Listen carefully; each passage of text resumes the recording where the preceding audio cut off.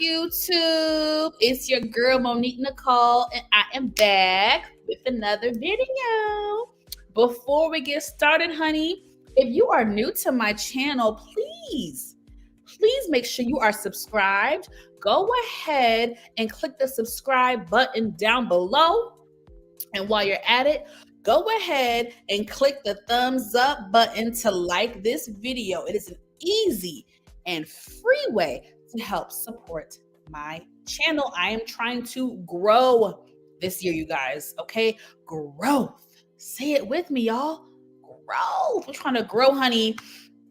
We're going to make it happen. I promise y'all, by the end of this year, I will be at 1,000 subscribers. I'm like just going to claim it. I'm going to speak it. I'm going to manifest it.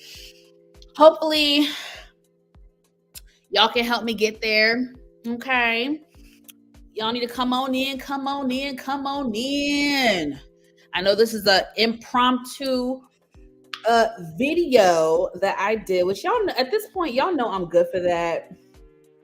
It just really depends on my mood. I try to plan things out, but honey, sometimes y'all, it just be like that. You know what I'm saying? It just be like that, shout it. It just be like that. So we are here on a Sunday night. What's today? April 28th. And we're just gonna have a fun night, you guys. I was in the mood to talk. I have makeup on. I wasn't in the mood to like take it off and just go to bed. Like, I'm in the mood to stay up for a little bit. So I figured, why not get on here, chop it up with my people, and just have a fun, chill, carefree night. Let's see who was in the building. Queen is up in her. Got Renee Hicks. What's up, boo? She knew I was getting squirmy. Faith, Family, and Fun Reviews. Hi, Pookie. DeMarcus, day one supporter. How do you feel about the term house husband? Oh, that's a good question. Ooh, a house husband. How do I feel about that? How do we feel about that, ladies?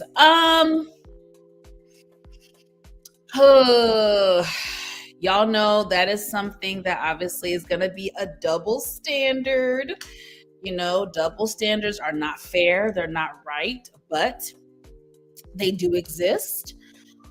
If I was the breadwinner in my relationship and my husband,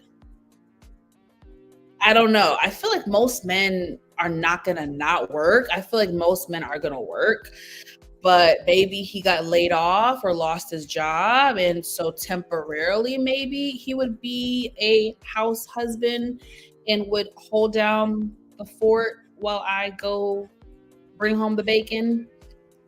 But I don't know. That's a little...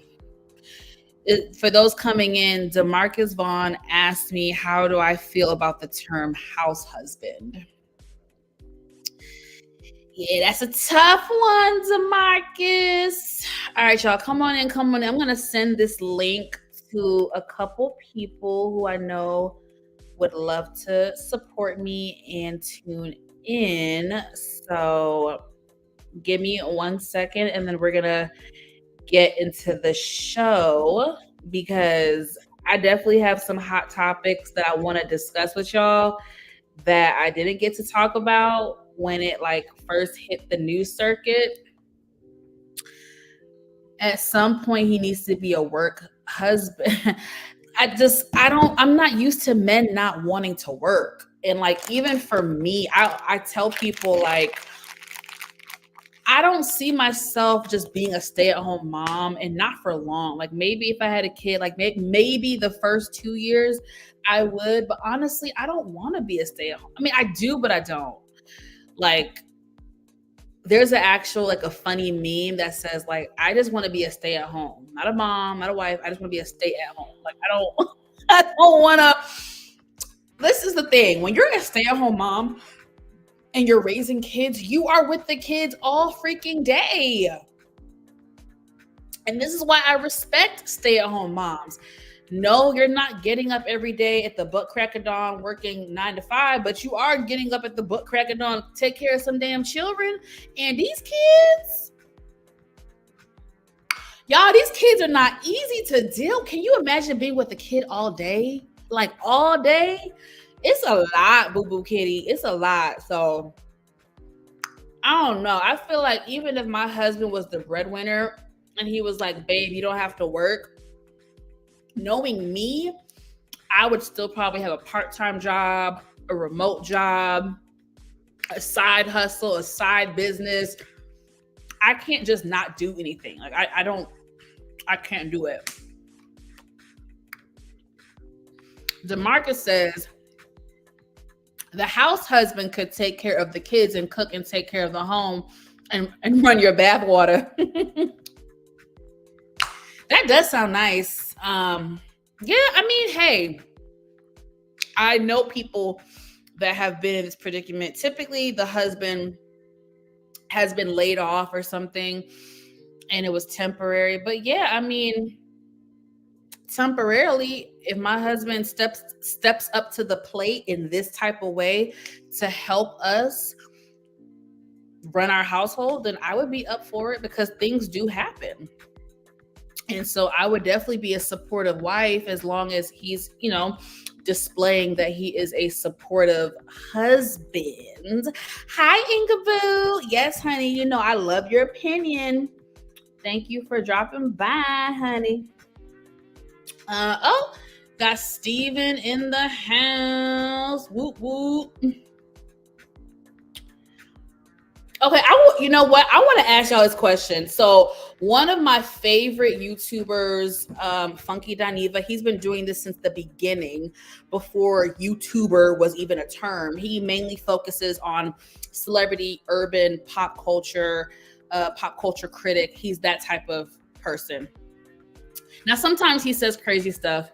And I want to ask y'all, especially the men and the women, really, I want to hear from men and women.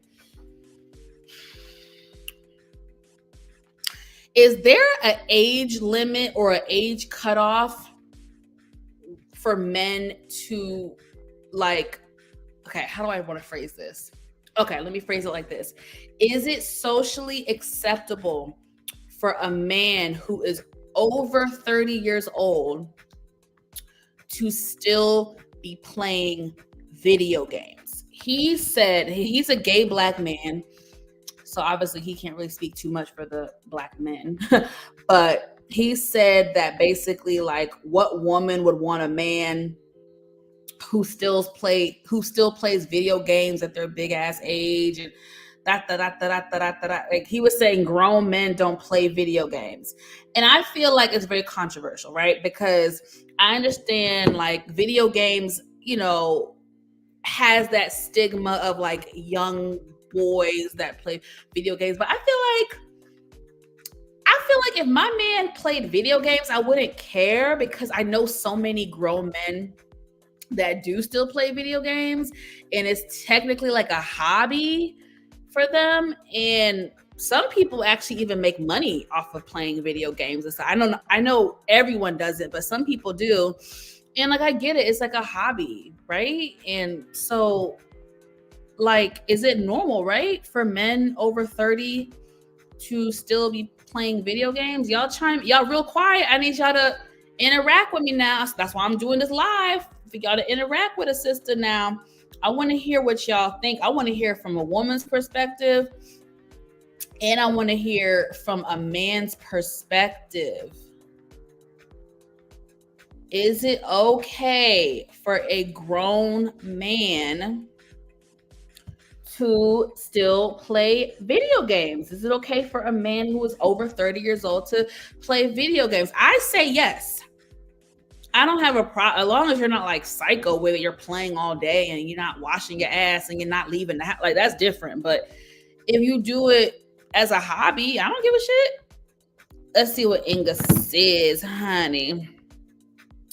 The video game world is a billion-dollar organization, and they are exactly who are creating the games, and they don't create these games. Which I agree, Inga. It really is. Hey, boo. I still play. Renee, you 61. Okay. I still play video games after I take care. I know that's right. That's what I'm saying. Like, I feel like it's a hobby. Yes, but there should be limits. Oh, I agree. Everything needs to be within, moderation. I definitely agree with that, honey. For sure. Like I said, you can't be playing video games all day, not taking a shower, you looking like a bum. No, no, no, no, no. But if you want to play for a couple hours, I don't care. It's all the same to me. Sports, video games. I just want to know what y'all thought. Because I thought it was an interesting topic. It doesn't really get talked about often. Inga says it doesn't bother me. He's not out in the streets, hello, doing nothing wrong. And as long as he is taking care of the household, I don't care. I agree, boo. Shayna, hi, sweetie. I agree. I don't mind if he plays for fun, but a serious gamer, not. The thing is, if he's a serious gamer, he's probably bringing home some money from it. So if my man was a serious gamer, I probably wouldn't mind because I think he would be bringing in money. But I get what you're saying. I mean, the average dude is not bringing in money from playing video games.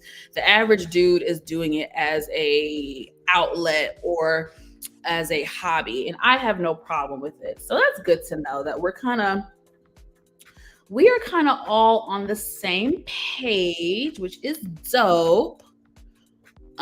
It's acceptable after you have taken care of your responsibilities and you not able to be sitting there all day doing that. I agree. Okay, so we're on the same page as that. Okay, turn up. So let me look at my little notes. I honestly wrote down just some hot topic conversations that I wanted to discuss. Now, I do have some relationship ones, but I'm going to save that, y'all, for this week when I do episode 2 of my new segment on dating and relationships. Y'all, I still don't have a name for the segment. People say it's going to come to me naturally.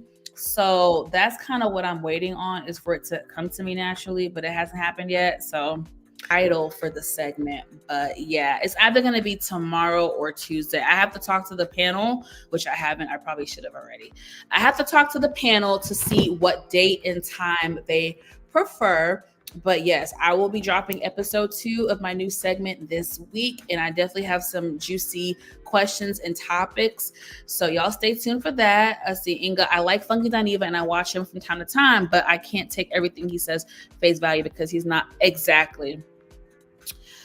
Yes, thank you, baby. Thank y'all for the support, especially like in my OG subscribers and my new subscribers. I love all of y'all. I'm trying to grow. You know what I mean? I'm just a regular girl who's a small YouTuber, honestly trying to grow. So, all right, y'all, let's talk about, I don't want to get too deep because I really don't like talking about politics and stuff like that. But let's just spend a couple minutes talking about this TikTok ban. Y'all tell me, I have some music and instrumental playing in the background. Is it annoying? Can y'all even hear it? Because I hear it and I feel like I'm competing with it. So you know what? I'm going to just take it off and just not play it. How about that? Okay, y'all, let's talk about the TikTok ban, baby. What are your thoughts? I'm not well versed in the politics. These last few years, I have distanced myself from the ins and outs of politics and all this bullshit. But, I read the headlines. So the TikTok ban, I think the latest thing I read, because it was like forever changing. Every other day there was a new headline. But I think the new situation is what President Biden is basically going to make a decision in like a year, right? Basically, the company has a year to sell it to a US. I don't even know the terminology. I'm not well versed in this topic, y'all, but I think we have a year, right, for them to make a decision on this TikTok ban. And I need y'all to help me understand what is the real issue with the TikTok in the US? Is it because it's by a Chinese based company and they're I think the US is saying how they're infiltrating the system and it's not safe for us and things are getting leaked and blah, blah, blah, blah. Is that even like true? Is that true, T? Or are they just saying that to scare us, to make us believe that they're doing the right thing, but really you're not doing the right thing? Like, what is the issue? Is it really the China is the issue? Is it a money issue? Is it really a security issue? Like, what's the tea? What's the tea? I want to hear what y'all's perspective is on that TikTok ban, because it has been a hot topic these last few weeks, really. Yeah, they claim it's about cybersecurity. Exactly, but I don't know what the hell to believe. I don't know what to believe. And y'all know the government be lying to us. Y'all, we can't trust them. We can't trust not nan thing. We can't trust not nan thing that the government be saying, because they full of baloney. Let me actually send this to a friend of mine. Oh my god, I think I gotta sneeze. Oh. Okay. And he said, well, people's information have been getting leaked for a long time on also. Girl, thank you. Like, boo-boo. Like, what are y'all even talking about? Y'all been leaking information between Facebook, between Instagram, between whatever. Y'all already tracking us. The hell, all these damn cookies on our phones, all this bullshit. Like, I just feel like y'all tracking us. Y'all got access to all this information being sold. Did they just say AT&T got hacked and they sold information or some shit happened? Man, everything is corrupt. Everything is corrupt. So I just don't even. They are mad because China came up with TikTok. Listen, exactly. They need to be scared of AI. I'm scared, baby. I'm shaking in my boots. Honestly, this world is really changing, y'all. We are in some very, very interesting times. Honestly, I don't really know how to even take it or to process it. So basically, y'all, I have 1 year before I can become TikTok famous or viral.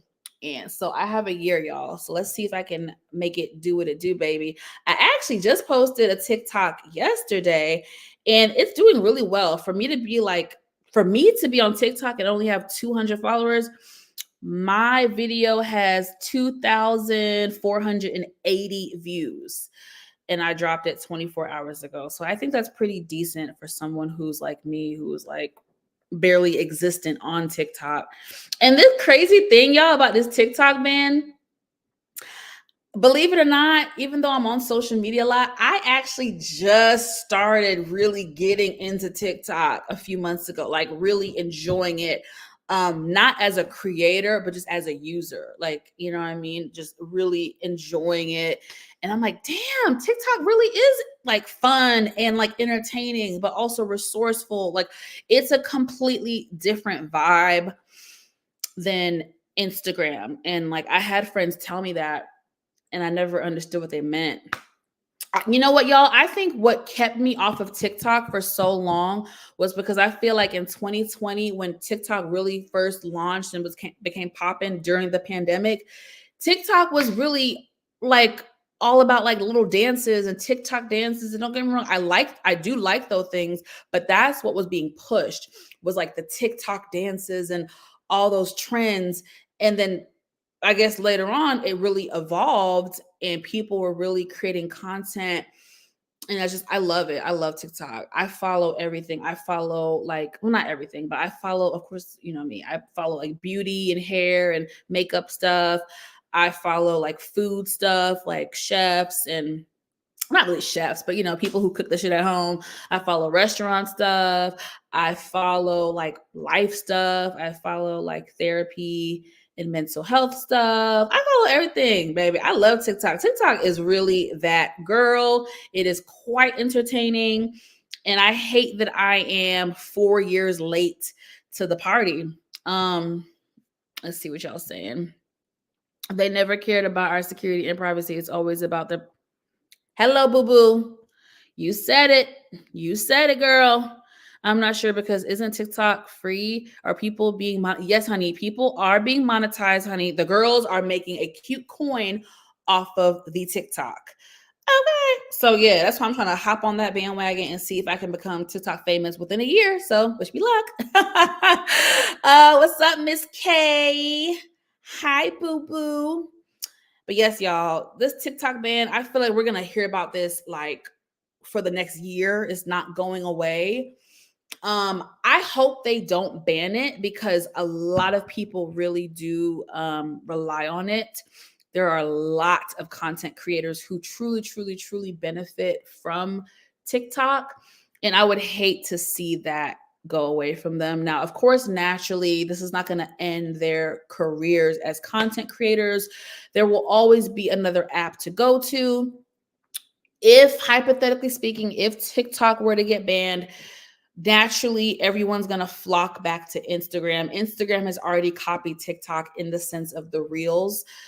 So you can get a lot of that content. They can just transfer it to Instagram. I know a lot of TikTok people are talking about also just getting back heavy on YouTube. So, more competition for us. But yeah, like, so will it suck? Absolutely. Absolutely. It would suck. But it wouldn't be the end of the world. You get what I'm saying? Like we still have other platforms that we could use that could benefit us. But honestly, TikTok is that girl. Again, I'm 4 years late to the party. I don't really jump on trends, and I'm not to say I'm better than anybody, but I'm kind of late to the party a lot of the times. So, but yeah, I'm obsessed with TikTok now. It's actually really addicting. Actually, the same way all minorities were kept down with Jim Crow laws, the TikTok ban is not controlled by the government. So they want to exactly 100%. Hey, Monique, 69 Ways Johnson. Yes, Miss K's in the building.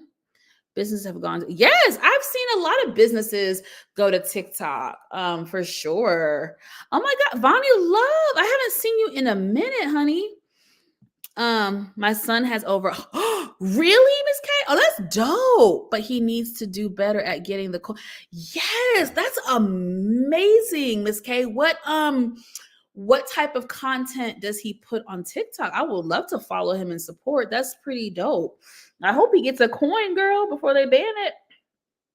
That's really impressive. People making good money on TikTok. People who, girl, yes.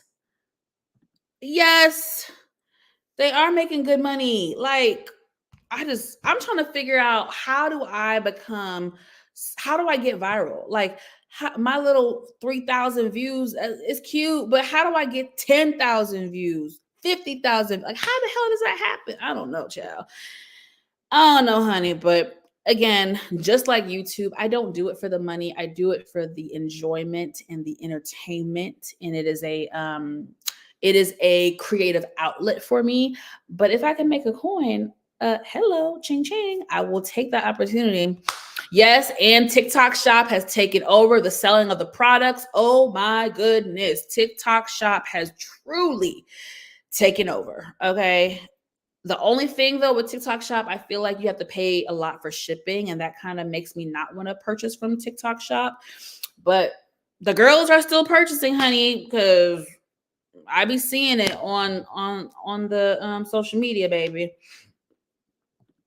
Alina thinks he's gotten paid before, but I know he can. Oh, for sure. I think that's amazing for him to be a young Black kid with over 100,000 followers on TikTok.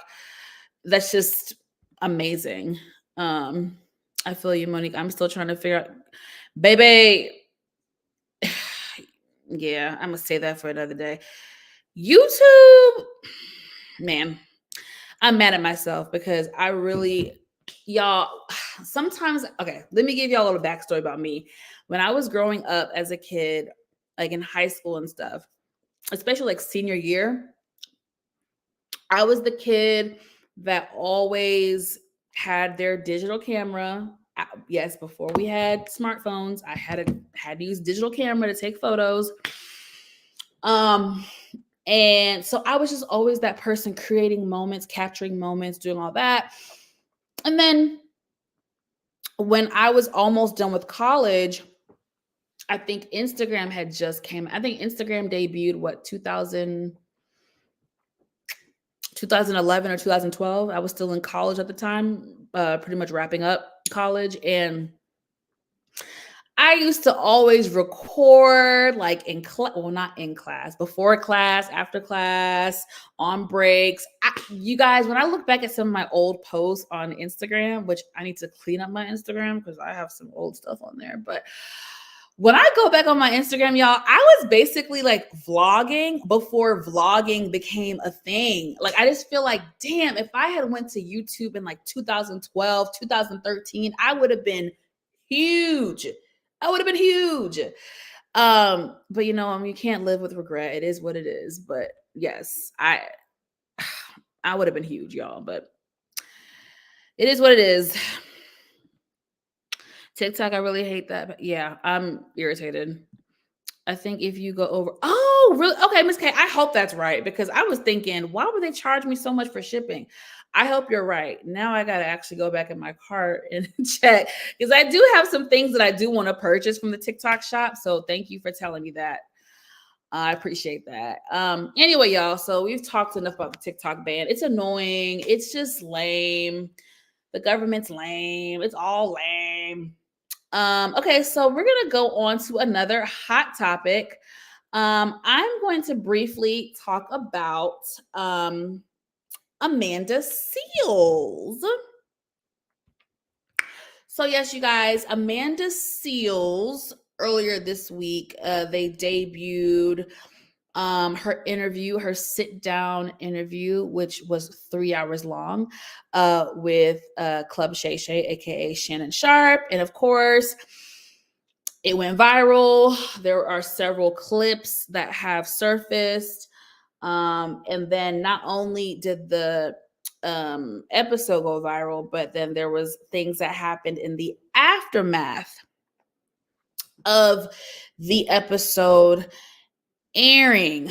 Now, full disclosure, I did not watch the entire interview. It is over 3 hours long, and I don't have my attention span is just not that. And then let me give y'all a little truth when it comes to Amanda Seales. I have a like /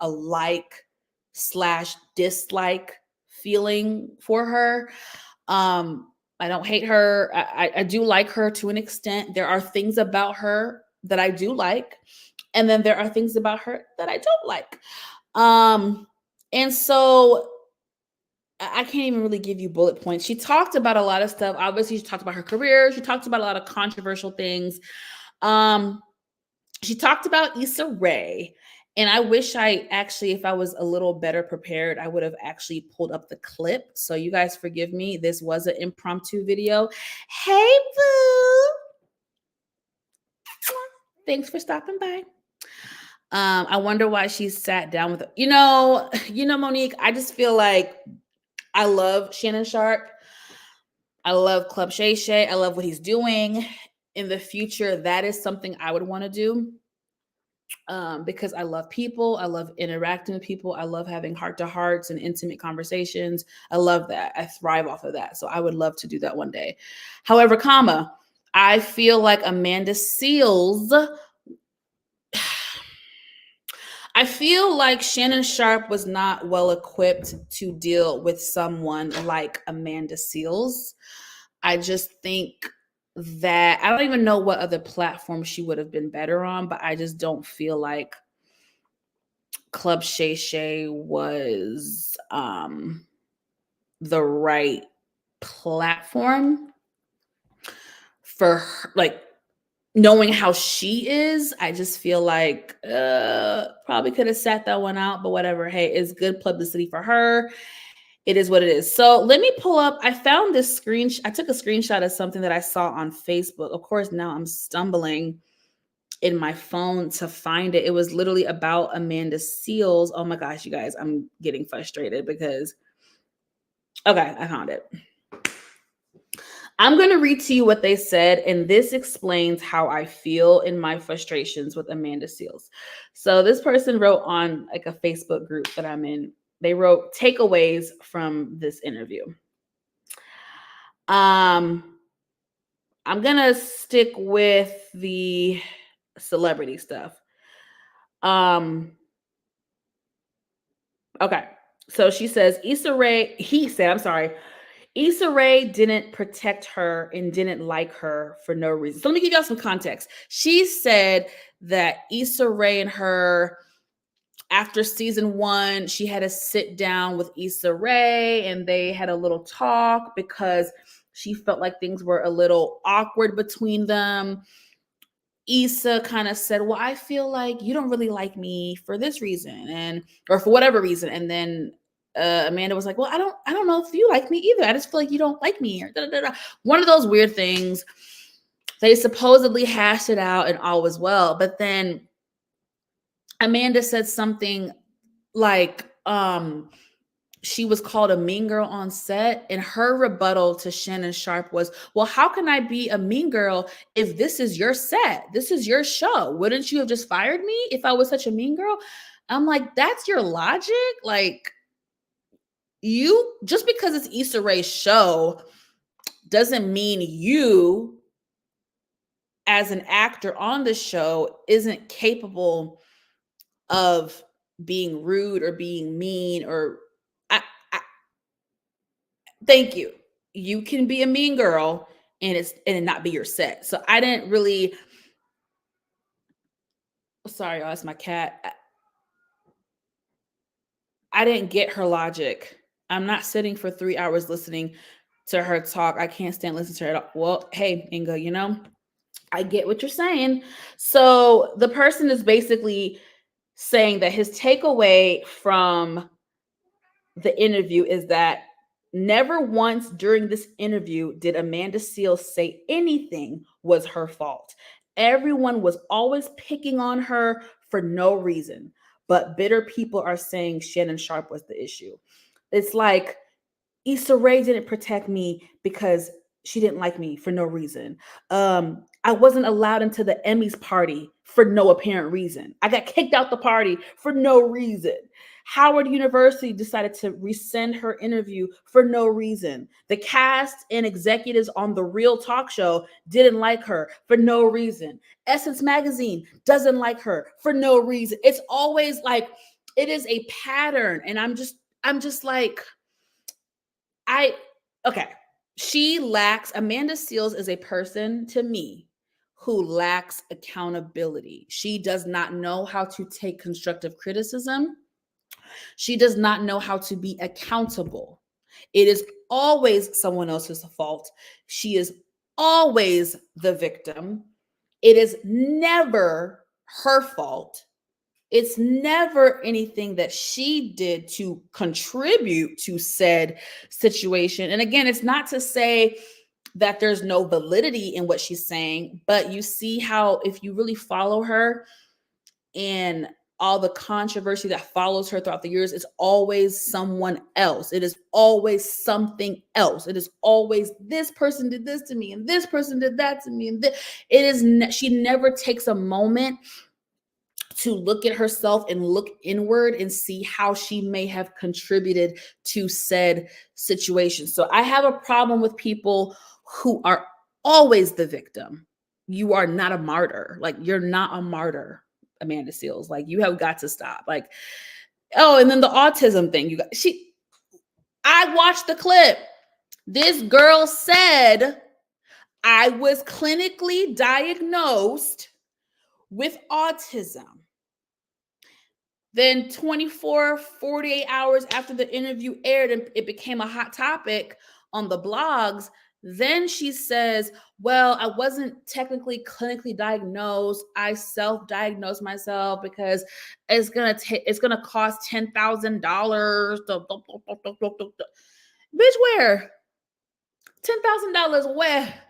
Baby, I worked in mental health for 3 years. I worked with a psychologist who specialized in testing for different disorders, i.e., autism, i.e., ADHD, Like, so I don't know where she's getting those numbers from. $10,000. It's not going to cost you $10,000 as an adult to go to a professional to do testing to see if you are indeed autistic. So I don't know where she got that from. Then at one point, I don't know if it's the same. It was about the autism statement, but she also blamed Club Shay Shay and their producers and said that, oh, they cut out a certain part or it was editing or this or that or blah, blah, blah.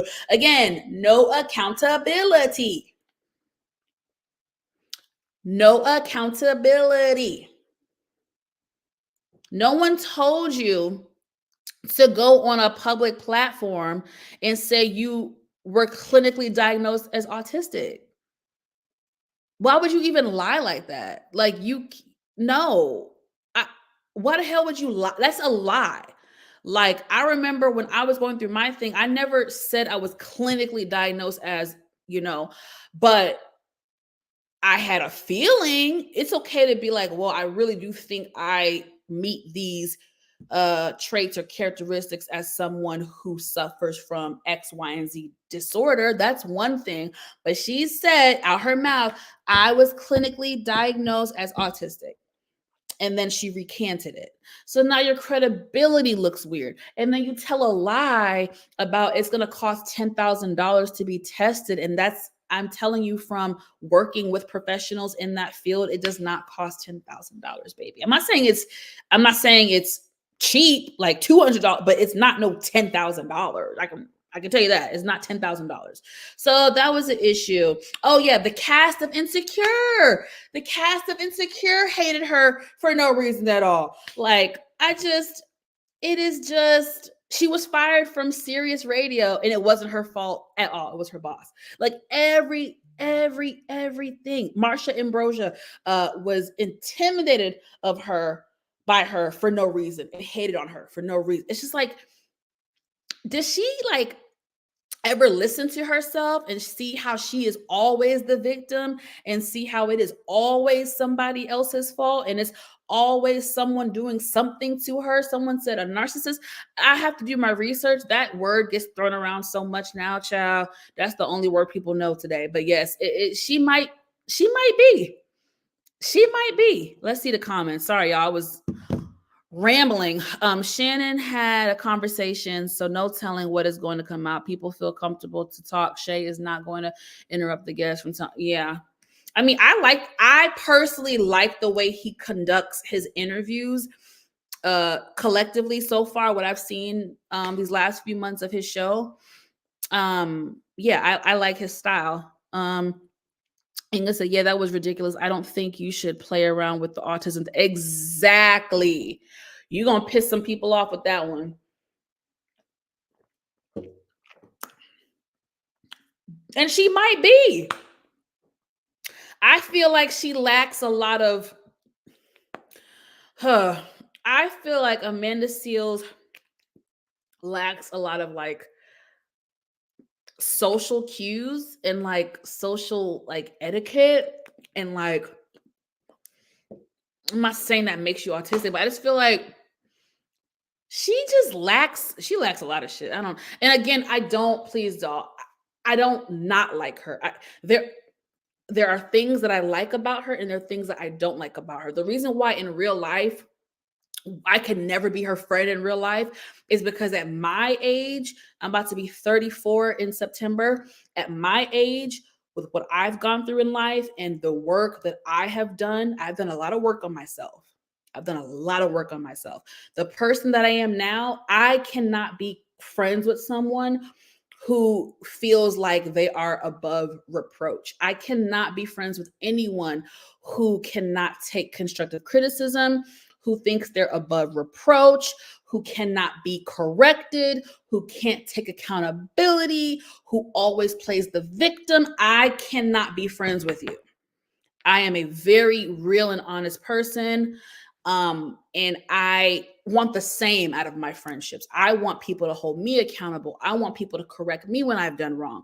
And if we can't reciprocate that with each other, you can't be my friend. So in real life, I wouldn't be able to be cool with Amanda Seales because I can't do it. So she seems like she is seeking attention. She wants to be seen. Hopefully she can get some help. Yeah, it's just like it's a reason.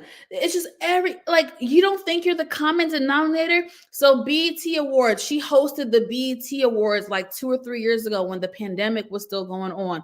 And she said in a previous interview that the BET Awards hasn't invited her back since. I don't know what something happened. Something happened, and it cannot always be everyone else. That is something that I've even learned in my personal life. It cannot just always be somebody else and everybody else. You're obviously contributing to the chaos. So I just child boo boo kitty. Miss K says she doesn't sound like a narcissist, more like someone who likes to play the victim based on what you're saying. She definitely plays the victim, but it's deep rooted. I like to look into the psychology behind things. I'm trying to figure out, why does she do that? Amanda has no self-awareness. No, she doesn't. She lacks self-awareness. She's not telling the whole story. Obviously, something happened behind the scene. That's why she's not invited to the Black Award show. It's true.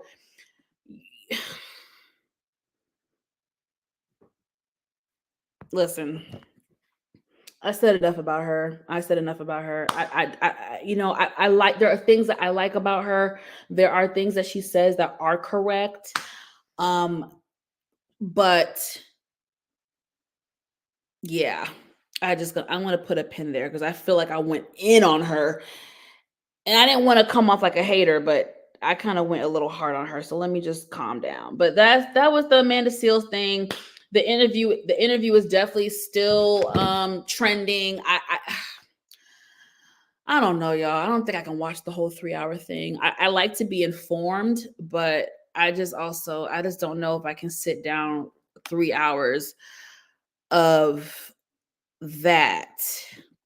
There's definitely something more to it, and there's a name for people like her. I just forget. She said, "Let's move on, please." I'm sorry, y'all, but yeah, here's the industry reason about BT. She's difficult. I'm just saying, everybody, it cannot be everybody else. It's Marsha Ambrosia. It's Issa Rae now. The cast of Insecure, BET. You were kicked out of the Emmys party in LA. It's just like, hello, you're the common denominator. Okay, y'all, let's go on to another trending topic that popped up on the scene with the gangsta lean, literally. I'm talking about what? Chris Brown and Quavo. The boys are fighting. So I know I'm about a week or so late, but it's okay, y'all, because it's still low-key a trending topic. So we're going to talk about it, baby girl. So yes, honey, Chris Brown, out of nowhere, it seemed out of nowhere to me. I don't know if y'all had a heads up, but I didn't get the heads up, honey. Chris Brown dropped a surprise diss track, taking shots at Migos member Quavo. And let's just say Chris Brown ain't no punk. You ain't gonna just punk him and think he ain't gonna. Baby, Christopher Brown snapped. When I say snap, baby, that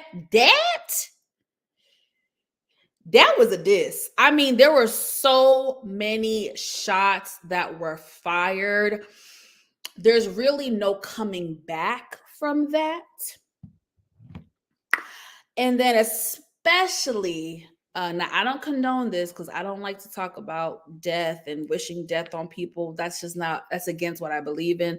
Now, of course, if you did something heinous to a loved one of mine, I'm not going to wish you any well. I'm sorry. I'm just going to ask God to forgive me for not forgiving, but I'm not going to forgive you if you do something heinous to someone I love. But besides something severe like that, I don't wish death on people. So Chris Brown said to Quavo, basically in the song, RIP Takeoff. It's kind of crazy how when he died, people wished it was you instead. And I was like, oh, that was like bullets were spraying. Like it was just, he annihilated him. For Chris Brown to not be a rapper, he annihilated him. He also insinuated that he had smashed So while So and Quavo were still together, honey. Now, is that true? I don't know. I know one thing, Sweetie did not deny it. Now, I don't know. This is my thing. I don't want nobody to lie on my Hello Kitty. So if I did not smash you, you better not tell nobody I smashed you if I did not smash you. So either it happened or she has such a dislike for Quavo that she relished in his embarrassment, and she was willing to participate and go along with that narrative if it meant hurting him. But that's how I take it, because for me, I would have been like, oh, hey, that's not true. We did not smash, but she never denied it. So what are we to think? What are we to think, you guys? What are we to think? Do you think So smashed Chris Breezy? Or do you think it's just a line that Chris used in a rap battle? Because you know what they say, honey, when it comes to the rap beefs, nothing's off limits. So, hey, and I'm trying to, y'all help me understand what started this. Is Chris Brown's beef against Quavo all because Quavo, like, briefly was dating Carucci? If it is, I'm going to have to check Chris Brown in a second. Y'all give me a second. Let me read the comments, and then I'm going to have to check Chris Breezy. Yeah, he was firing shots. I'm going to need him to chill before it gets. Exactly. And that's what I'm worried about, Miss K. Like, I'm not worried about like the Drake and Rick Ross beef, because to me, they've reached such a caliber in their career. Like, they ain't about to do nothing. Ain't nobody no street stuff. But and I'm not saying Chris Brown, obviously he's reached a caliber in his career as well, but I don't know, something about the Chris Brown and Quavo thing makes me a little more nervous than Drake and Rick Ross. I don't know. But women have brought down listen, he went to hell. He went to hell with that line. He said, you don't want no smoke. Okay, you're right. I mean, Chris Brown does rap. I wouldn't say Chris Brown is a rapper, but he does rap. If that makes sense, I don't know. Like the same way I wouldn't say Nicki Minaj is a singer. Yes, if you follow her, she can, sing a little note, a little ooh, ooh, ah, ah. She can, hit a note here and there, and she has a nice tone. So she can sing, but she's not a singer. That's how I see Chris Brown when it comes to rap. Yeah, it's cruel. It's cruel. I would never fix my lips to say nothing like that off of this type of petty beef. But hey, he took it there, and she definitely smacked. Listen, because she didn't deny it, y'all. So I'm left to believe that Saweetie may have smashed Chris Brown, honey. But it's a hot mess. Quavo came back with a little rap, and it was whack. And I just, you get, a star for effort, but really, Quavo, it wasn't really hitting on too much, y'all. It's just there wasn't really no coming back. Chris Brown basically annihilated Quavo. And so it is what it is, baby. Oh, my phone about to die, y'all. I gotta get my charger. It is what the freak it is. All right, y'all. I have a topic that I have written down, and I'm gonna be honest.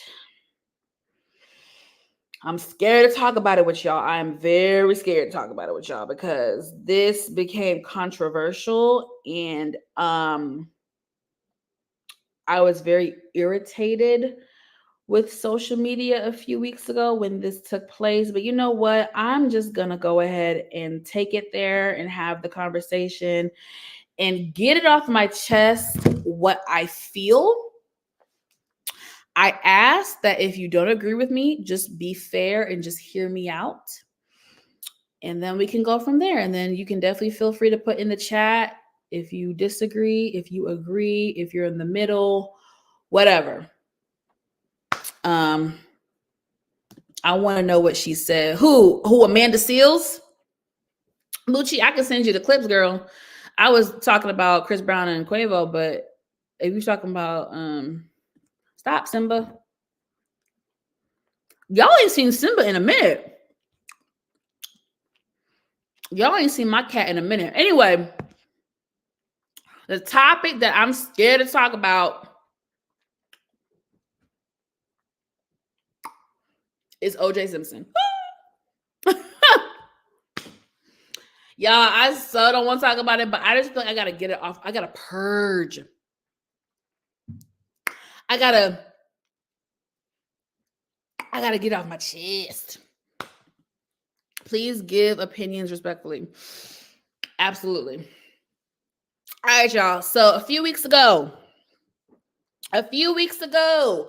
Orenthal James Simpson passed away from prostate cancer at the age of, I don't even remember.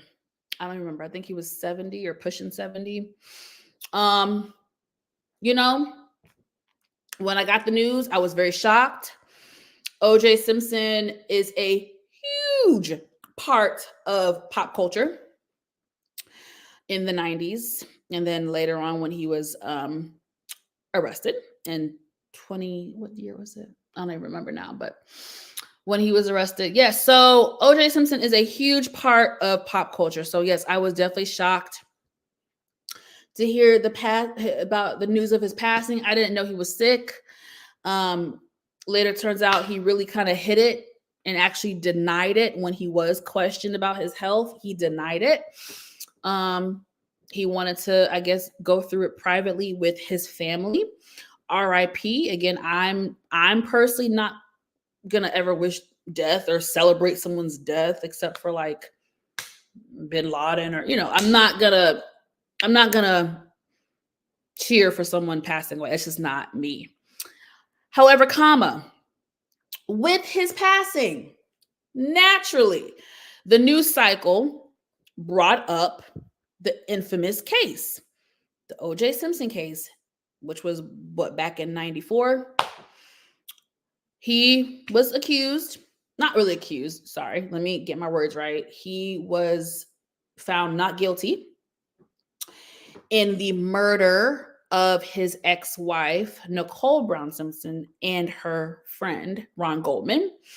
Let me give y'all some backstory. As I got older, I became obsessed with this case. I've watched so many documentaries, so many things. In 2016, I watched FX's show on the OJ Simpson story. That's like when Cuba Gooding Jr. played OJ Simpson. It was a great,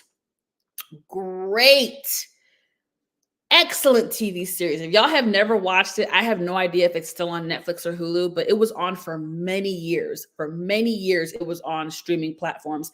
That was an excellent TV series on OJ Simpson, the trial, everything.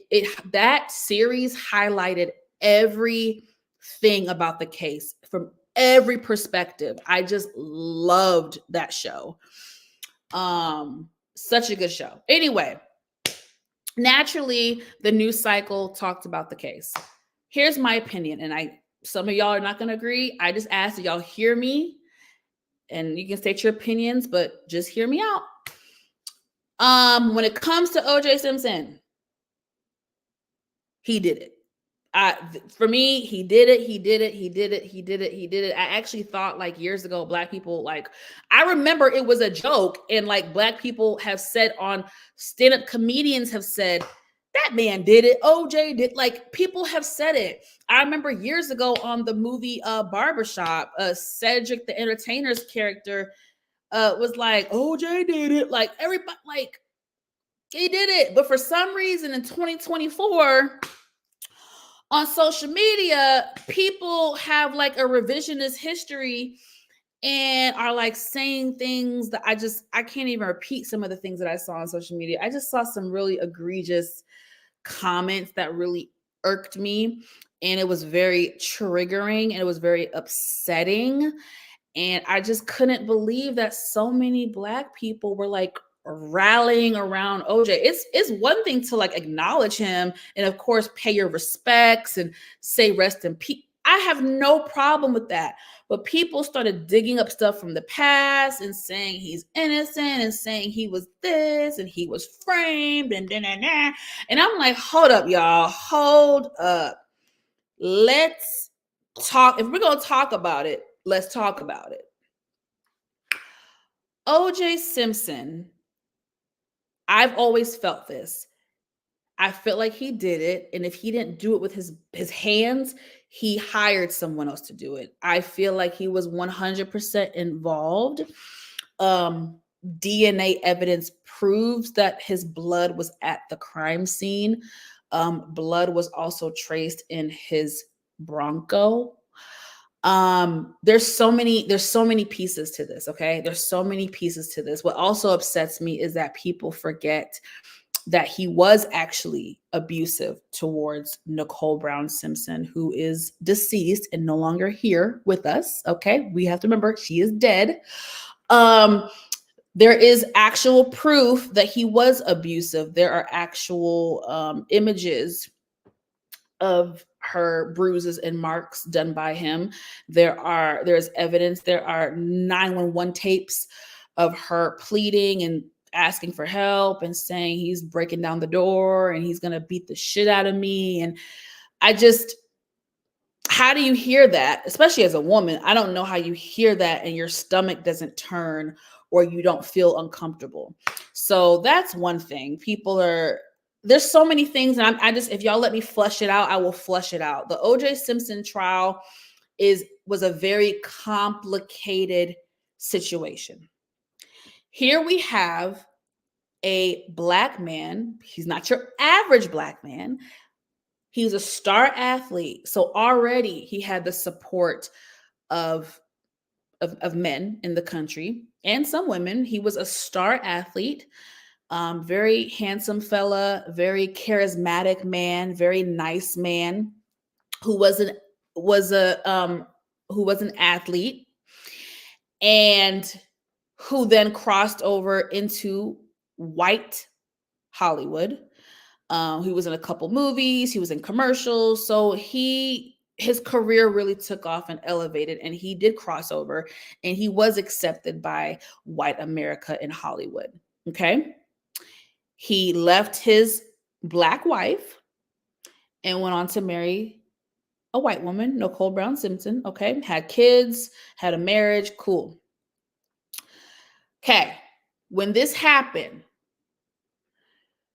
I feel like OJ got off for multiple reasons. I think he got off because he, again, was a star athlete. Very likable, all that stuff. Okay. So he already was getting somewhat of special treatment. I think he got off because back in 93, 94, unfortunately, DNA evidence did not carry as much weight as it does today. Today, if OJ Simpson was tried today, if he was tried in the last 10 years, I don't think he would have gotten off because of the heavy amount of DNA. It matched 99.9%. His blood was there. Listen, guys, I'm not trying to cause controversy, but I can take my emotions out of it. I'm a very logical and reasonable person. And you can't tell me that if my blood is at a crime scene, you're now telling me that doesn't matter? That's obsolete? Why? Because he's Black? Because he's OJ? I'm just saying, help me make it make sense. If someone's blood is at a crime scene, why was it there? So I'm just saying, he also got off because DNA was not as it wasn't regarded the same way it's regarded today. Okay.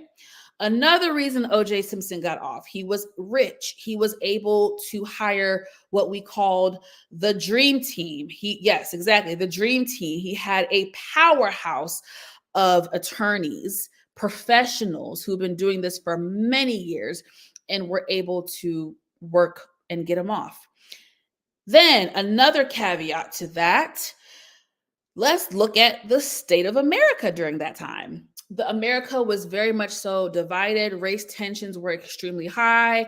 The OJ Simpson thing, I think when it first happened, it was maybe 2 years after the Rodney King beating. And we know what happened with that. The LAPD got off for viciously beating Rodney King almost to a pulp. That was captured on videotape. Them not being convicted then led to the 1992 LA riots, which goes down in history. I'm sure we all know about it, remember it, saw it. Obviously I was young, but years later I learned about it. Exactly, the racism climate was very high. So, with that being said, the Black community was tired at that point. Black people were sick and tired of us being beaten, abused, ridiculed, treated terribly, and they were sick of seeing Black men being taken out or going to jail. So naturally, as the Black community, we looking at y'all like, hell no, he ain't killed that white lady. We not about to put him to jail. Like, it's not right. It's not, hindsight is 2020. It is not right. But that was the mindset of Black America during that time. They did not want to see another Black man go to jail, let alone behind allegedly killing a white woman. So a lot of Black people supported OJ and did turn a blind eye to some of the facts, okay? In fact, the FX show, I forget what it's called, the OJ Simpson thing that came out in 2016, they did an excellent job at highlighting the jury during that time, which even that was controversial. Even that was a hot ass mess. The whole process of selecting the jury, it was crazy. Then some of the jury members got eliminated because things surfaced about them. It was like a revolving door of people. It was just a mess from top to bottom. It was a mess.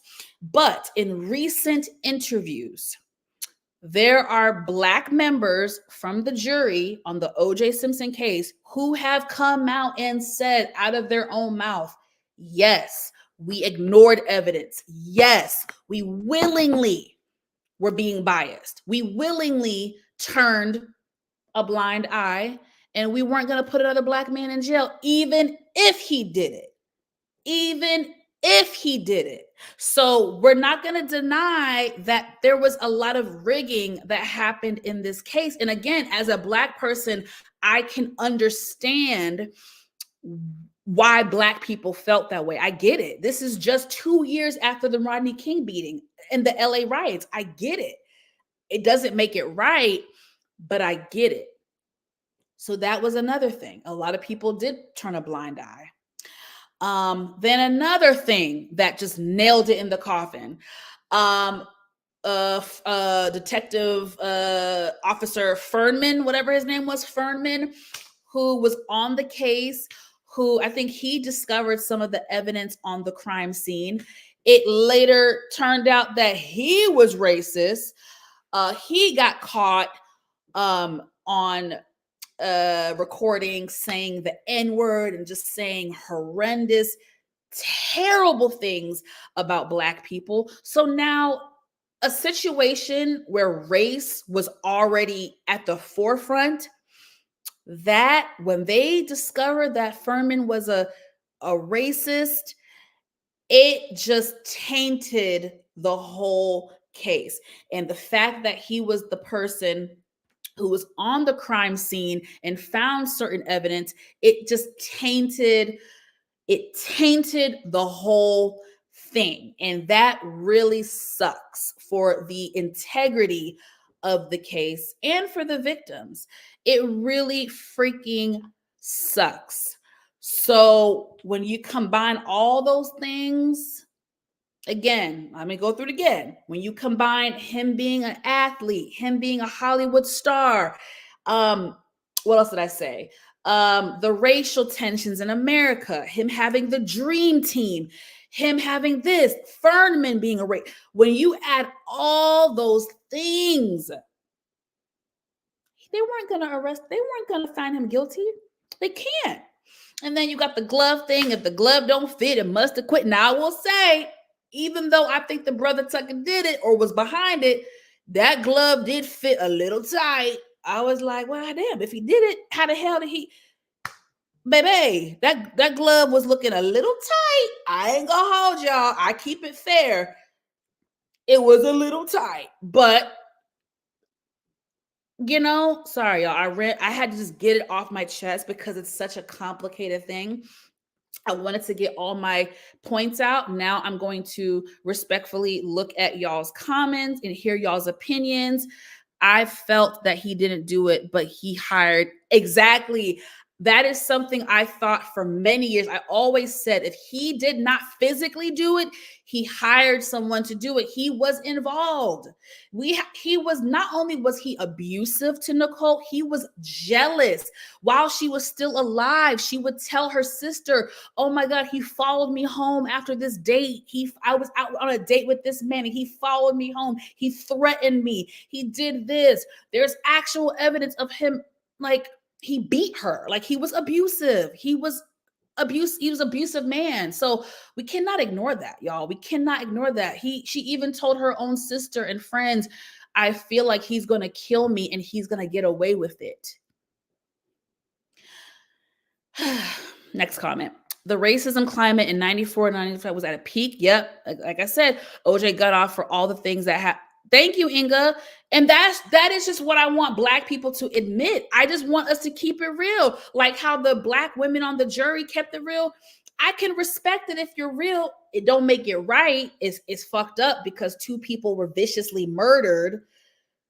You get what I'm saying? It's messed up, but I would rather people just own it and be like, look, the racial climate was tense. We were sick of seeing Black men getting beaten, abused, all that. And we were not about to put a Black man in jail off no white woman.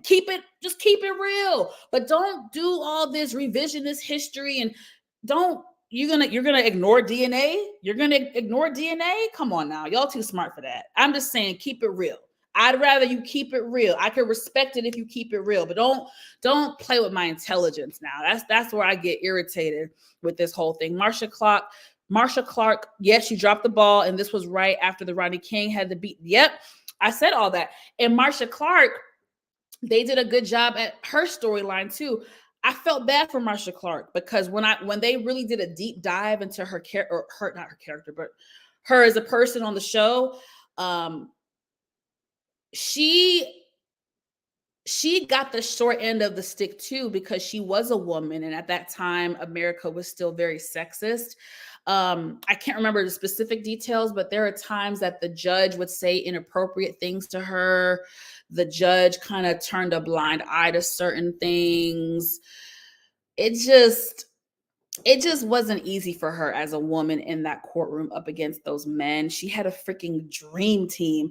And the Black brother that was next to her, I forget his name, Sterling K. Brown did an amazing job portraying him in that FX show I told you about. Y'all got to watch that. That show was so good. Shout out to Sterling K. Brown, excellent actor, but he portrayed that attorney that worked with Marsha Clark. The prosecution was weak and they did not know what the hell they were doing. I agree with that too, Inga, but I agree more so that they were no match for the dream team. And once race really came into play and once all that Furman shit happened, I just think it completely tainted the case. Another thing I want y'all to understand, this is why I'm upset with Black people. Black people, y'all have to understand, O.J. Simpson played us. Before this trial, OJ wiped his hands of black people. He wasn't really rocking with the black community like that. He was really effing with the white people in Hollywood. And on the show, they actually showed us, I forget the actual professional term, but it was when the jurors were allowed to go to his home, his residence, or either the jurors or the defense was able to go to his home, and I don't know. They were able to go to his home and observe his home and all that stuff. What did they do? What did the dream team do? They took off all the pictures in his house that he had with white people, white actors, other white athletes, all those pictures that he had, they took them off and hid them. And instead, they put pictures of OJ and black people, OJ with his family. All of a sudden, he became this big family man, and they replaced the pictures with those so that he could seem like he was a brother. It was the case was doomed from the start. The case was manipulated from the start. From the start. I'm sorry. It was. I know myself and every black person at my job at that particular time, we were cheering in part. I remember, yes, and had a good old time. We was black people across America was so elated that he got off. And I hate, for our culture, I hate that one of the few times we get off, it was someone like OJ who really didn't deserve it. There's so many other deserving black men who were truly innocent, truly good men that deserved to get off and get a win by the system. There's so many other black men who deserve it, and OJ Simpson did not deserve it. And I just hope one day black people will see that he did play us, that he did pull the race card and use us for his advantage. But it's 2024. I guess if y'all don't see it now, you won't see it. But that's just my take. I'm not here to disrespect anybody. I'm just trying to give y'all a different perspective on the matter and why I feel firmly that he's guilty and that he got off because of those reasons that I've already expressed. I don't believe nothing that Mark Fuhrman says or the LAPD. Yeah, and that's what I'm saying. And good too. Like, just the LAPD, their credibility was at the bottom of our shoe. Like, they had no freaking credibility. And like I said, once Fuhrman, even if I even take my feelings out of it, because y'all know I like to look at things very objectively. At one point, I was even considering becoming a lawyer. I feel like from a legal standpoint, whether OJ did it or not, again, I'm being fair and objective. I feel like once all that stuff came out about Fuhrman and all the tapes got leaked and him being a racist got leaked, the case was tainted. I just think it tainted the case. It 100% tainted the case.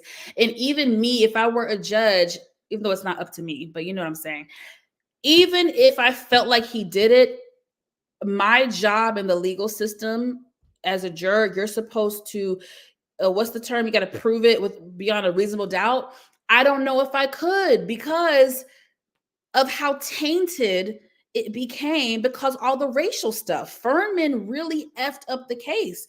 So black people weren't about to, once them tapes came out, black people were not about to put OJ to jail off no white woman. They were not about to do it. And I'm not mad at them. I just feel bad for the victims. You get what I'm saying? I feel bad for the victims and the family. Again, let's be humans here. 2 people were viciously murdered, savagely murdered. Nicole Brown Simpson, when they found her body, she was damn near decapitated.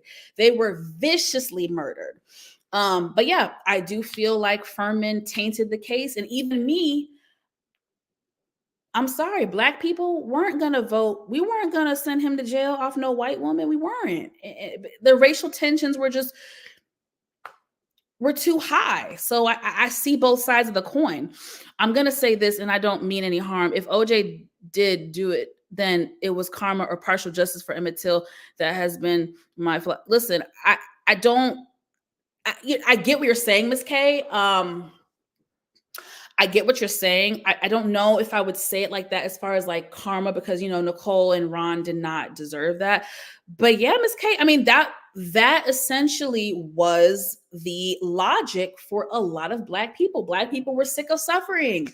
Like, again, we're not about to send no black man to jail off no white woman in 1994, 2 years after the Rodney King beating in the LA riots. Like, I get it. Like, I get it. It's not right, but I get it.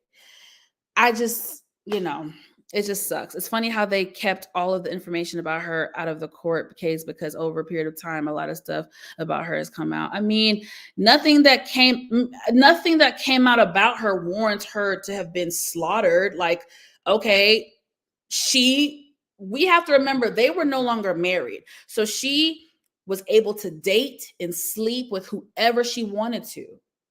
But when you have a possessive man like OJ, mind you guys, Nicole was much younger than him. So when she met him, she was very young. She was very young.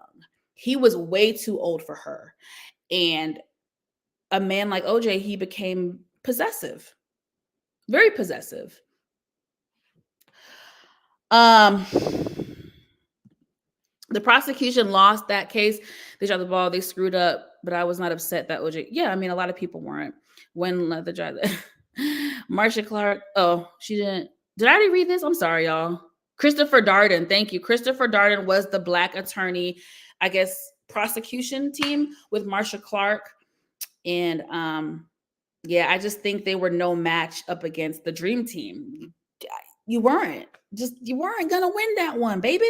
When she tried to change her hairstyle to change her image, it was too. Yeah, they went in on her. They made fun of her. They talked so much crap about her. Yeah, they bought the jurors. They brought the jurors to his home, and they manipulated the entire home. After all this time, it's just like, regardless if he did it or not, he definitely never made that mistake again. Yeah, I mean, it's easy for us to say because we're not the victim's families. You get what I'm saying? So again, it's easy for us, the outside looking in.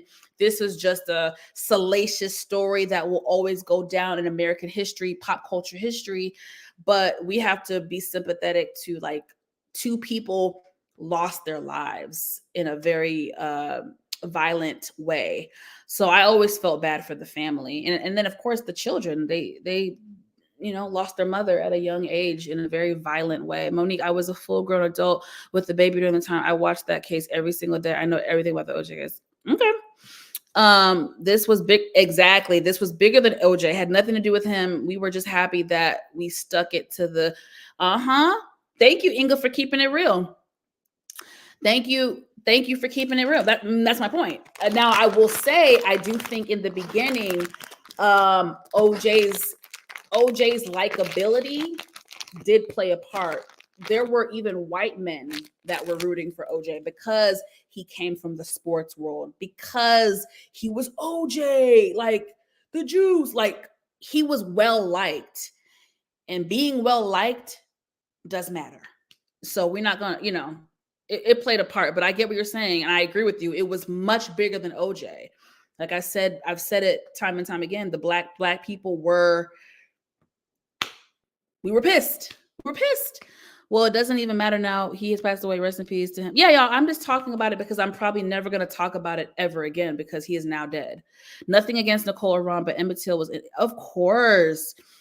Absolutely. I mean, I can't even really compare that one, but absolutely. She was 18 and he was, she was way too young. So, and they used Chris Darden and he allowed them to use him. They only put him on the case because he was a black. Oh yeah, exactly, Inga. I mean, again, y'all, I'm not naive. I see it for what it is, but I'm just keeping it real with y'all. I'm giving y'all a different perspective. I would respect it more if people said, yeah, I know OJ probably did it or had something to do with it. But like Inga said, at the time, racial tensions were high, and the black community was not about to put another black man in jail off no white woman. It just wasn't going to happen. And I get it. There are people on the jury. If you guys look up, I can't remember where the interviews are. I saw it a few years ago. People there are black people on the jury who do regret. They have said on camera they made a mistake and they regret their decision. Then you have some black people who said on camera they don't regret it. And like Inga said, this is the reason why we weren't about to put no black man in jail off no white woman. And, you know, it is what it is. You know what I'm saying? So I get it. I get it. I just hate that. Again, there are so many black men who truly were innocent and truly deserved to get off or truly deserved to catch a break from the legal system and never got that chance. So I just hate that OJ, you know, of all the people for us to really get off, oh, it was fucking OJ. But you know, it is what it is. That was my rant. I've never been able to express it in this way. I have felt this way for many years.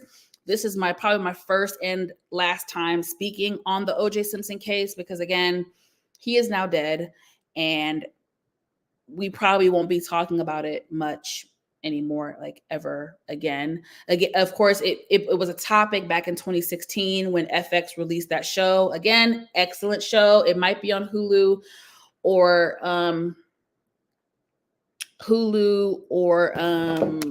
Netflix. If y'all care, let me try to pull it up right now on Google because it was an excellent show. And you know, even though Cuba Gooding Jr. is very controversial, he did a good job.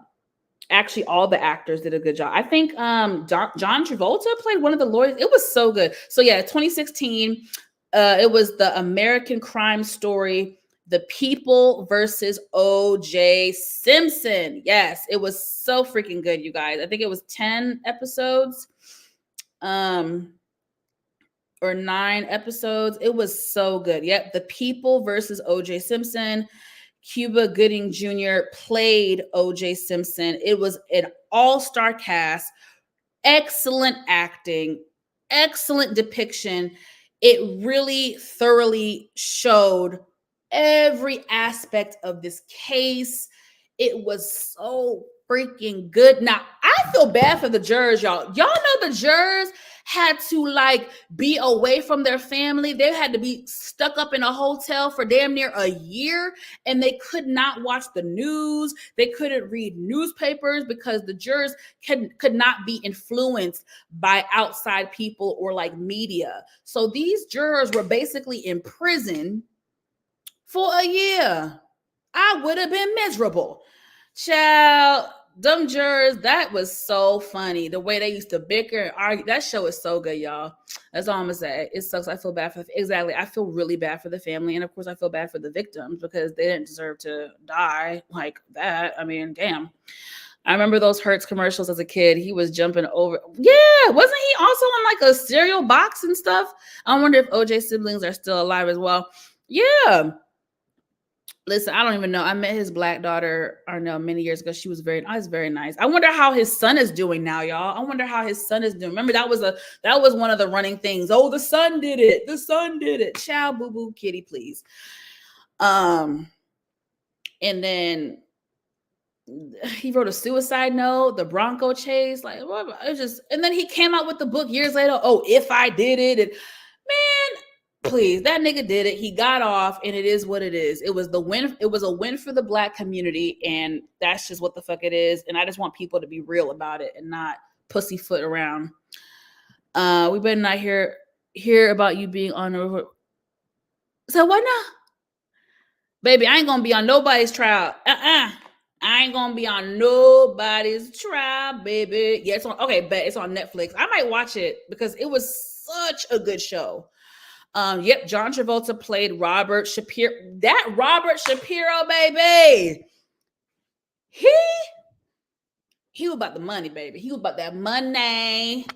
And who played Johnny? Oh, Courtney. What's the guy's name that's married to Angela Bassett? Courtney B. Vance. Courtney B. Vance played Johnny Cochran. Yo, that show, I'm sorry, yo, that show is so freaking good. I really may rewatch it now.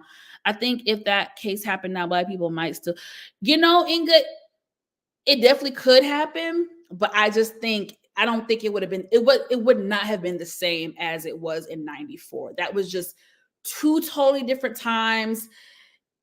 It's just I don't think he would have gotten off because of the DNA evidence and how DNA is used today. Like he wouldn't have gotten off, but yeah, I've always wondered that too. But yeah, y'all, love Courtney B. Vance.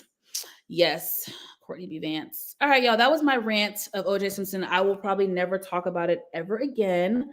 So that was that. I hope you gained, not that you have to agree with me, but I just hope y'all gained maybe, a different perspective and can just see it, from a different point of view.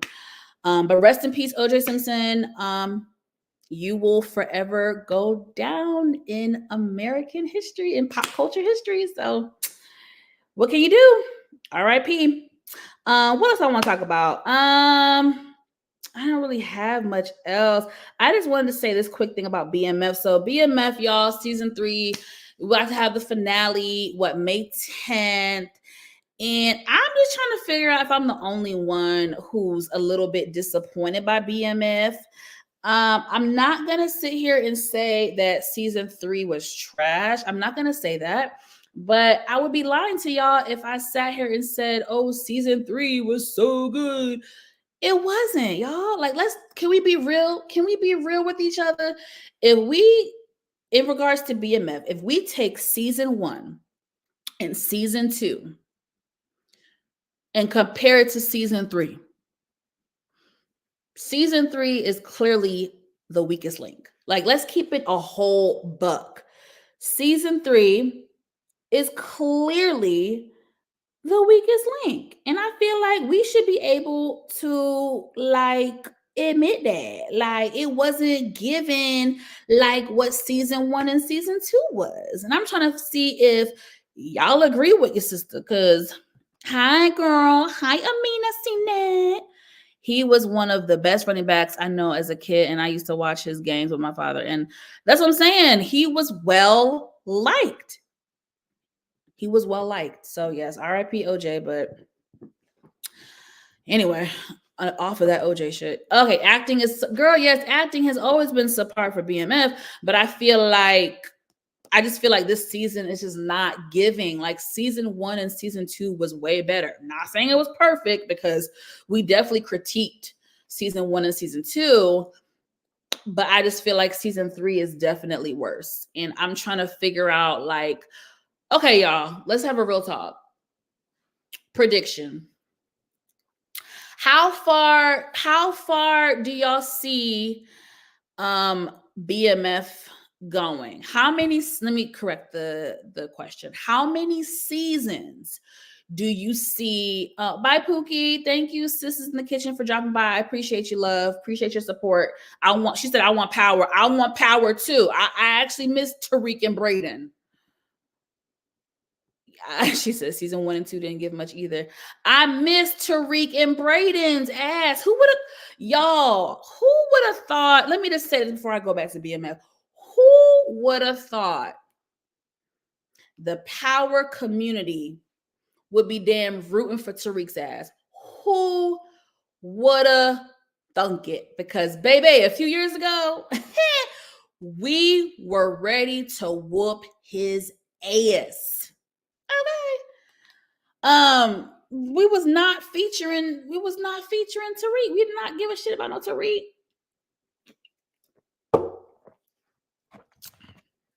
And now we rooting for the knucklehead kid. Ain't that about a bitch? Lamar is gone. Lamar was a great villain. I think he served his purpose. We got him for 2 seasons. I think his storyline was dead. And I'm glad he was taken off the show because it just would have been too much. Now, I also think with having a villain like Lamar, they had big shoes to fill. You get what I'm saying? So I feel like you sound like Brillo now. You calling him your son? Oh, I gotta link you up with Brillo. Brillo calls him his grandson, girl. Tariq, oh shit, you and Brillo gonna get along really well. Brillo loves Tariq. She said, "That's my baby. I'm done. That's my son. I'm done."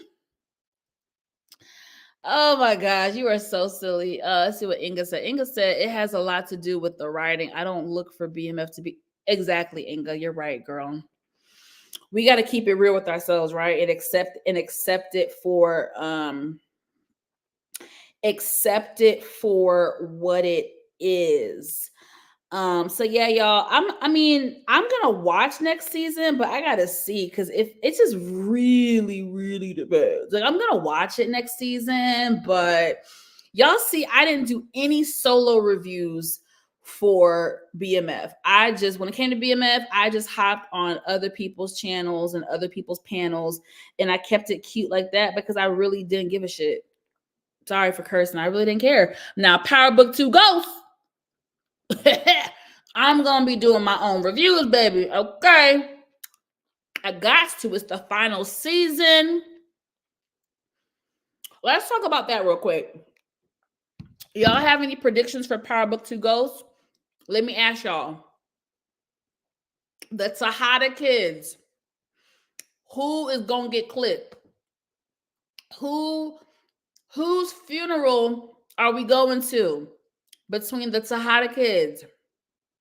Kane, Diana, or Drew? Put in the comment. I want to see what y'all think.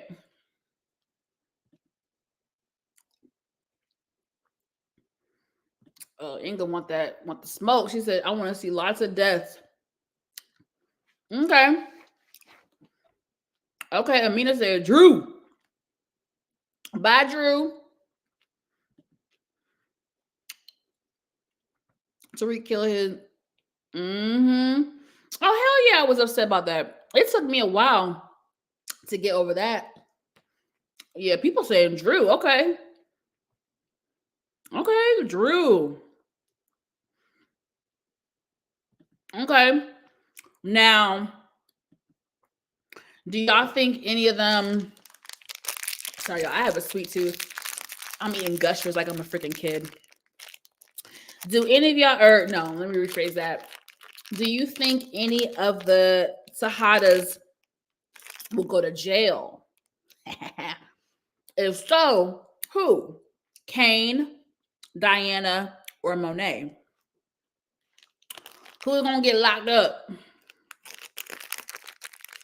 Locked up, won't let me out. You can say all the above can go. Sisters in the kitchen, get rid of all of them.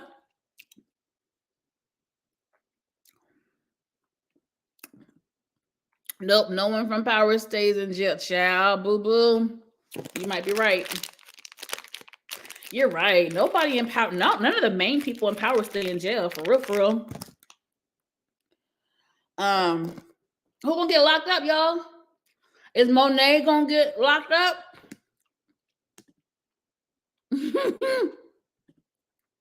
What's gonna happen to Effie, y'all? Effie. She is so trifling, but the boys like Effie, y'all. I know she eye candy, but damn. Effie gotta go. She is such a selfish person. Y'all know how y'all say women, sorry, y'all, my nose ring is just looking crazy. Y'all know how y'all say women, we always like go, what is it saying? Women, we always like guys that are mean to us or treat us bad. I could say the same thing about you fellas as far as the TV world go, because look at Terry at BMF. He's damn near accepting abuse from Markeisha. Look at Tariq and Effie.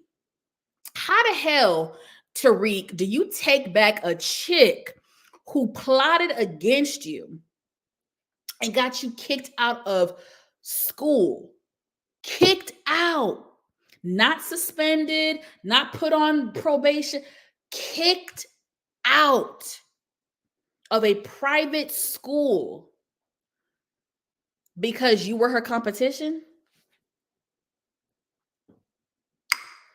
You forgave that and then booed her up? Really? So it seems to me us girls aren't the only ones that date trifling men. Y'all like to date trifling women as well. Because WTF, I would have never forgiven that. What did me say? You're out of my circle of trust. I don't. You're out of my circle of trust. I would have never forgiven Effie. But the boys like them some Effie, honey. So I guess y'all like toxicity, boo boo. Monet need to go to jail, shawty. She need to get locked up. Won't let me out. Who else is our heavy hitters on Power Book to go? Mona. It looks like Mona is about to have a bigger role this season, y'all. So I wonder what's gonna happen with Mona, and I'm trying to figure out how Tariq and Braden are going to pull this off. Like, Tariq has really only been able to operate and excel because he's had a team behind him. He's had a group. He's had a team behind him. And now he's basically solo dolo. All he got is damn Braden, and I think he might have Method Man. What's Method Man's character's name? McLean, Davis McLean. Yeah, that's all he got is McLean and Braden. So I'm trying to figure out how is Tariq gonna get himself out of this one. You know what I'm saying? So I don't know, child, but I am excited. I am very excited about Power Book 2 Ghosts.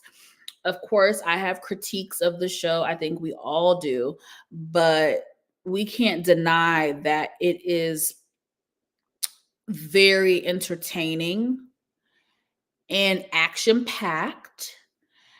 And yeah, I'm looking forward to it. I am sad that it's the final season because WTF. I don't know, y'all. I'm kind of sad it's the final season. What do y'all think about Power Book 2 Goals? Any predictions? What are your thoughts? What are your thoughts? What are your thoughts? Y'all starting to get quiet in the chat, so I'm about to dip out in a second. But how did I want to end this off? Let me see. If I need crowd participation though for this last part, which I kind of want to incorporate in my videos anyway, because you know I like interacting with y'all. And so since we're closing out, well, no, not closing out the week, we're entering a new week. It's good to like purge, right? And let things go. So let's have a little personal time with each other. And my question to y'all before I close out this live stream is what irritated y'all this week? What bothered y'all this week? It could be something personal. It could be your job. It could be your man. It could be your woman. It could be your kids. It could be some personal shit, or it could be something you saw on the news. It could be something you saw on social media. It could be anything. What irritated y'all this week? I'm trying to think back. Nothing for me personally. Nothing really irritated me that much this week, to be quite frank, except for the damn pollen here in Georgia. I'm sick of this damn pollen. It's irritating my spirit. I gotta go clean off my entire deck because my entire deck is filled with pollen. So it's kind of gross. I know it's kind of petty. I'm trying to think what did irritate me this week. I feel like I saw something that irritated me. I need y'all to talk though, because the way y'all just being so quiet, hush hush, I'm trying to interact with y'all and I need y'all to talk to me. Oh, Let's see. Effie will get backed in a corner and try to get out the game. It will be too late. Tariq will not take her back this time. His new boo will be the new okay. Oh, you think he gonna hook up with the Noma's daughter? That would be crazy. I know you want Tariq to win, baby. That's your baby. Yeah, Effie is jealous of Lauren Baldwin and Diana because she didn't want no other female getting involved with Tariq. Oh yeah, definitely some jealousy. Look, we still have power raising. Oh baby, let's talk, baby. Steven.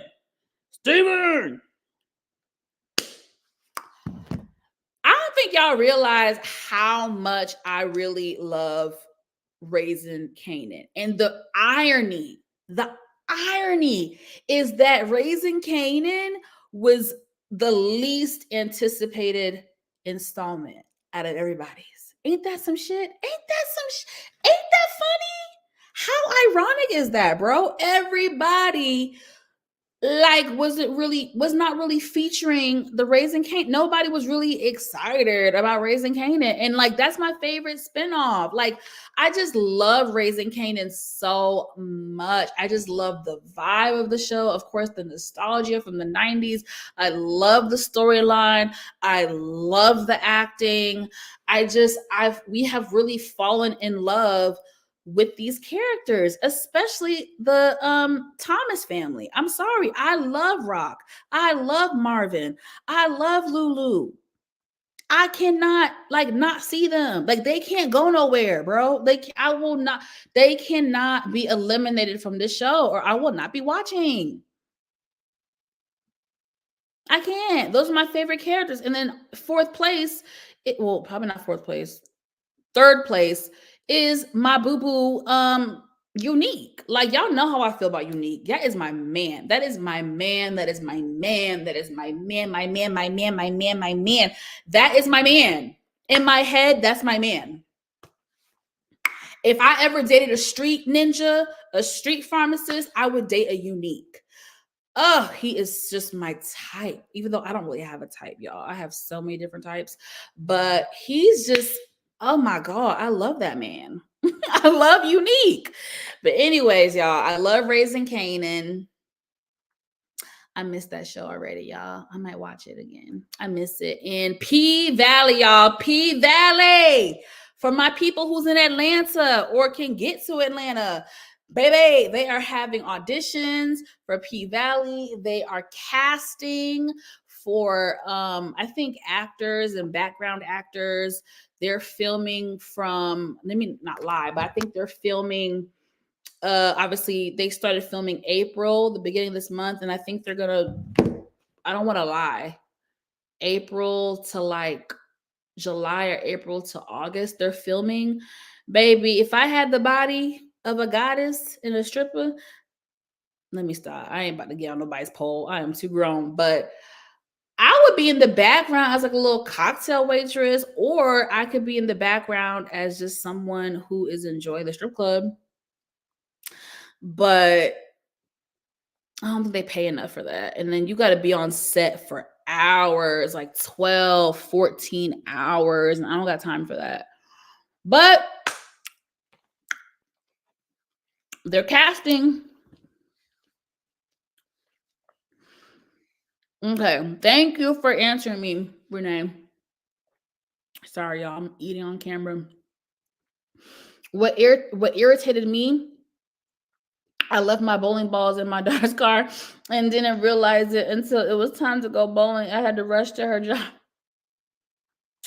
Girl, you bowl. I love that for you. I love that for you. We found out who Breeze is. He was in Nicole's bed. Right. Y'all wanted Breeze so bad. You got him. You know what I'm saying? Our boy Unique is back. And let's talk about that for a second. As much as I love Unique, and I'm about to close out, y'all. We've been talking for almost 2 hours. As much as I like Unique, my thing is this: make it make sense. What is the big? Oh, you see my allergies? I already. Oh my god, I did not take my nasal spray today, so oh my god, I feel it. I feel it. It's marinating. The pollen. What was I gonna say? Make it make sense when it comes to Unique. As much as I love his character, oh, I love that man. Whew, as much as I love his character, make it make sense. What the hell is he about to do in season 4? Tell me. Tell me. Somebody tell me. And then don't bring my baby back and he gonna be all crippled or one-eyed or half a brain. Not his. I want the same Unique. And realistically, he can't be the same. Like neurologically, he's probably messed up. His face was all jacked up. He ain't gonna be, the same swag, sexy, smart, Unique. And if he's not gonna be like that, I don't want him. I don't want him. I don't want him on my screen. That's gonna break my heart. I'm gonna be in mourning every time I see him because he's not the same man he once was. I'm gonna be in mourning. I don't want to see him on my screen looking like all disheveled and busted up and half a brain. I don't want to see all that. So I'm trying to think storyline wise. Why the hell y'all bringing him back? What's the purpose? Like, what's the reason? What's the reason? So I'm a little apprehensive about Unique returning or what have you. So we're gonna see. Unique may have exactly. He will be changed, and I don't want him to freaking change. Marvin Thomas and Raquel Thomas, Unique. I know, Steven. I love them. Oh, Flonase, I know, baby. That's what I Oh my god, I messed up, y'all. I was out and about today, and I did not I didn't do my Flonase, so I feel it now. Like it's crazy how it just hit me. P Valley season 3, we not getting into spring. Yeah, we not. Child, I don't even give a shit. I'm just over it. Like once something is off air for long enough, I don't really miss it. I'm just kind of like, okay, I'll get it when I get it. Like I'll get it when I get it. Like that's how I feel about P Valley. That's how I feel about Euphoria. That's how I feel about Stranger Things. I just feel like it is what it is. I'll get it when I get it. Like, I just can't be bothered because I'm going to be waiting forever. So we probably not going to get P Valley until like mid 2025. And Euphoria, I don't even know when. We can stop asking them about Euphoria and Stranger Things. Child, I think they still filming it. So I don't even know, bro. I think this is going to be the final season of Stranger Things, though. I was in the bowling tournament, but left the main ball home. I had to buy... not buy a new one. That is terrible. You had to buy a new bowling ball? I'm sure it wasn't cheap. All right, y'all, I'm about to go because y'all not even...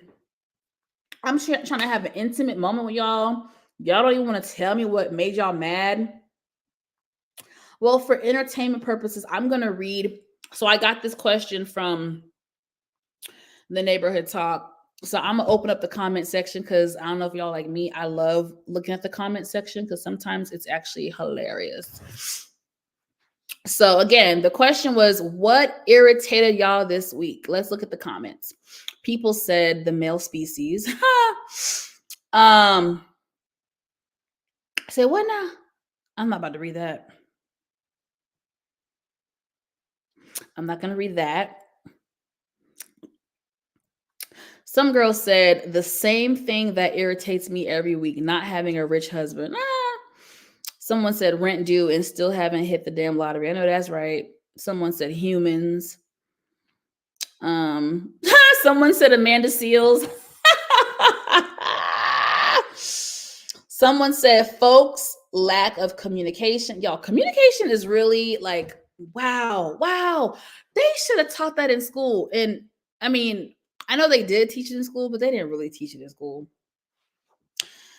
Communication is really like, wow, it's a skill set that we all need. And need to master, but we can't because we all communicate differently. Ain't that crazy when you think about it? Like, wow. Someone said slow drivers, children, gas prices, and deciding on what to cook each day. Let me tell y'all about that. I'm not a mom yet. I'm not a wife yet. I will be one day. Manifestation. But however, comma, one thing I'm not looking forward to is being expected to like cook a meal every day. Like, I'm gonna be honest, y'all. I don't like cooking. I'm not that person that's like, oh, I'm gonna look up these recipes and oh, I'm so excited. No, I'm not that girl. I'm just not. I'm not saying I won't be that girl because obviously I have to cook for my man and my family. But right now, as a single woman, I'm just not that girl. Like, I make the same shit all the time: baked chicken and salmon, baked chicken and salmon all the time, baked chicken and salmon. And then when I'm really lazy, I just order meal prep and they cook the meals for me and I just pick it up and heat it in the microwave and I'm good to go. And it's good meals too, y'all. Like, so I don't listen. And the sad thing is I am half Jamaican. I need to learn to cook some of these Jamaican y'all. I told myself by the end of 2024, I was going to learn how to cook 2 Jamaican dishes. And I have how many months left? So I got to start figuring it out, y'all. I gotta. Oh, hey. You said what is your TikTok? What is my damn TikTok? Hold on. Yes, y'all follow me on TikTok. The tickety talk. Let me put it in the chat for you, boo boo. My TikTok. My tickety talk is Monique Nicole 94. No, I was not born in 94, just in case. I just had to like pick a username, and that's the best that I could do. But follow me on TikTok, y'all, and follow me on IG, y'all. I really be posting about my life. Like, I really post like real shit on Instagram. So I want y'all to like get to know me on a more intimate level and, follow your girl. So this is I did this all backwards, but that's IG. Oh, Renee's about to leave. Okay, y'all, it's getting late, right? I'm so rude. And tomorrow's Monday. People got to work. Okay, y'all. Okay. We'll do this another time. We'll finish up. I basically finished. I was reading comments that were actually really funny. Anyway, all right, y'all. I'm done. I was here for almost 2 hours. It doesn't even feel like it because I was just having so much fun kicking it with y'all and talking to y'all. And I actually think I'm gonna do this like every week because I really enjoy it. Like, just talking on my own channel and being free and like talking like how I want to and what I want to talk about, and having y'all's interaction in the chat is really fun. So I think I might do this once a week and just have a casual live where I talk about maybe trending topics, or I talk about like personal stuff, life updates, things like that. I think I'm going to make this a thing that I do weekly because I really enjoy it. Thank you to everybody who came through and stopped by. Y'all, I was talking for 2 hours and not one time did I tell y'all to like this video. Oh my God.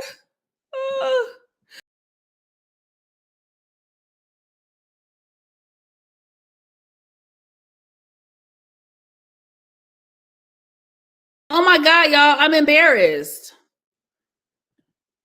I clicked the back button like an idiot. Okay, I hope y'all still here with me.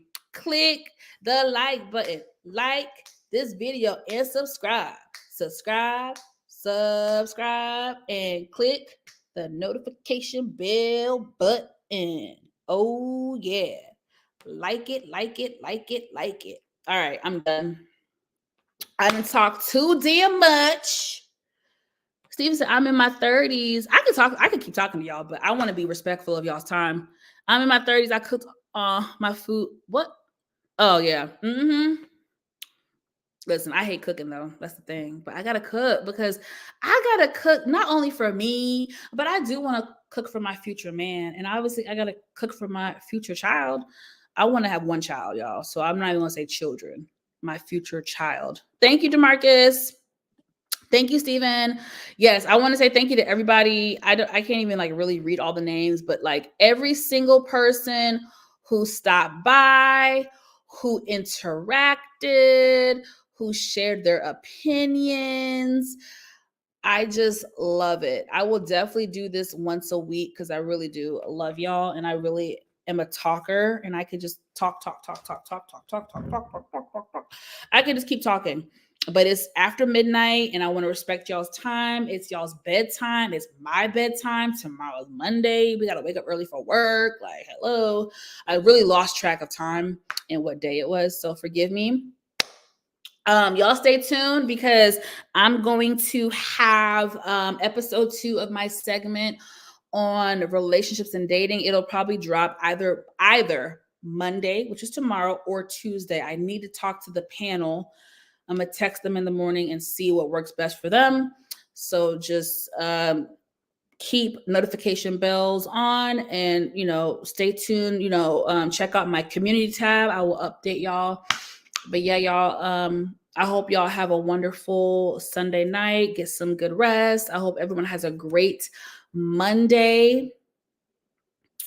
Listen, let's try to go into this week positive, optimistic. And I just pray that we all have a wonderful, wonderful week. I love you guys for watching and supporting me. And I will see y'all next time. Bye.